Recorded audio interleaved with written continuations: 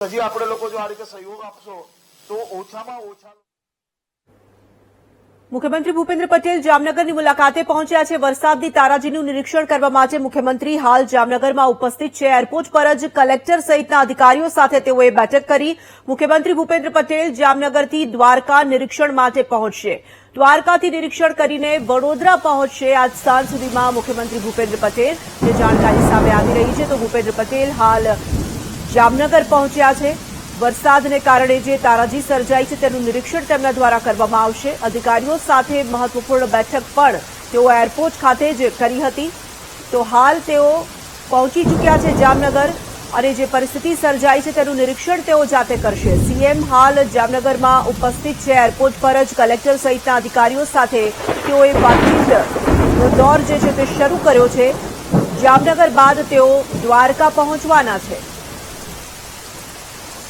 સંવાદદાતા હિરેન જોડાઈ ચૂક્યા છે ફોન લાઈન પર। હિરેન, મુખ્યમંત્રી પહોંચી ચૂક્યા છે જામનગર, કલેક્ટર સહિતના અધિકારીઓ સાથે એરપોર્ટ પર જ બેઠકની જાણકારી મળી રહી છે।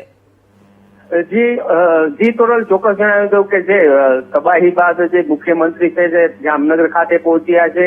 જામનગર ખાતે પહોંચીને જે અસરગ્રસ્ત વિસ્તારો છે તેનું હવાઈ નિરીક્ષણ પણ કર્યું છે અને હાલ જે અધિકારીઓ જે એરપોર્ટ ખાતે પહોંચ્યા છે તેમજ પદાધિકારીઓ, મેયર, ડેપ્યુટી મેયર સહિત જિલ્લા પંચાયતના સદસ્યો તેમજ પંચાયતના પ્રમુખ સહિતના તમામ પદાધિકારીઓ પણ એરપોર્ટ ખાતે પહોંચ્યા અને હાલ એરપોર્ટ ખાતે જ મીટિંગ શરૂ કરવામાં આવી છે।